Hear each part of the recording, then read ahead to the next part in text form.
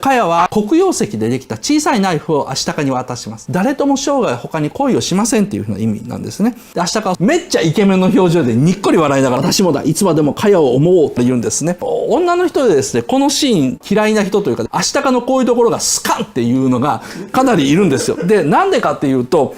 ここまで言われて、なんかイケメンな感じで微笑んで、大切な小刀を受け取ってきながら、後でこいつ、もう子供投げに3に渡すんですね。自分が次に好きになっちゃった女の子にですね、同じ石田ゆり子が声優してるもんですからですね。3にですね、それもですね、犬同士で渡すんですよ。直に渡すんだったと思うから、これを3に渡してくれって言ったら犬がガッテン承知って言って、3とこ持ってったら3が、まあって言って、その瞬間女の顔になったりするんですけど、なんじゃこのアニメはと。お姉様方は怒るわけですよ。確かに怒って当たり前なんですよ。ラストで3とイチャつく暇があったら、私はまた時々来ようとか、来てくれみたいな感じで両者言うんですけど、そんな暇があるんだったら、呪いはもう解けたんだから、生まれ故郷の村に戻ってカヤに会ってやれよと。村の時に帰って今回っていうふうに怒る人がですね、ジブリの公式本にすら書いてあるぐらいですね。ジブリの教科書、もののけ姫というやつのライターの人がこういうところは許せんっていうふうに書いてるぐらいですね、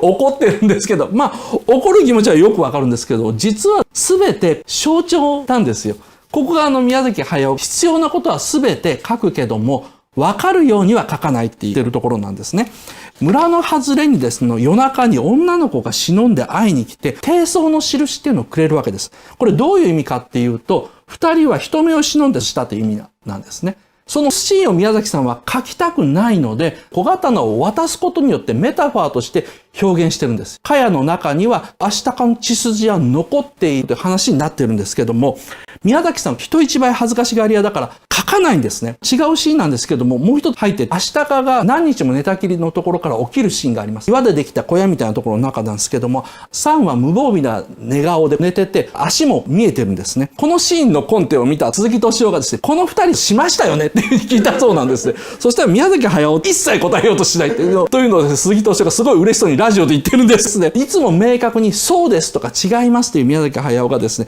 こういう場面に関してだけはですね、絶対答えないと。問い詰めると、そんなのわざわざ書かなくても分かりきってるじゃないですかっていうふうに言ったそうなんですけども、今回、もののけ姫で取っている表現技法っていうのは、中に会いに行くというだけで、この部族にとっては関係があったというふうに見なされるわけですね。かやは連れて行ってとも言わないし、ぐずぐず言わないと。それはなんでかというと、すでに子供をもらっているからだ。そんなもんわかるはずが、関係があったという事実は書きたい。しかしそれを表現はしたくない書き方なんですね。宮崎さんも聞かれたそうです。なんでアシタカはかやの待つ村に帰ってあげないんですかというふうに。そんなの別に俺が書いてないだけだと。あの後、アシタカはサンを連れて帰ってかやと合わせて、かやとサンと両方嫁にしたかもしれない。王族の話だからそうなんです言ってるんですけども、言われてみりゃそうかな。古代日本の王だから確かにそうかなって思うんですけど、それ言われるまで思わないじゃないですか。現代人の感覚で見てるから、サンを連れて帰って両方嫁にするって何よっていうふうに思っちゃうわけです。真田丸の中で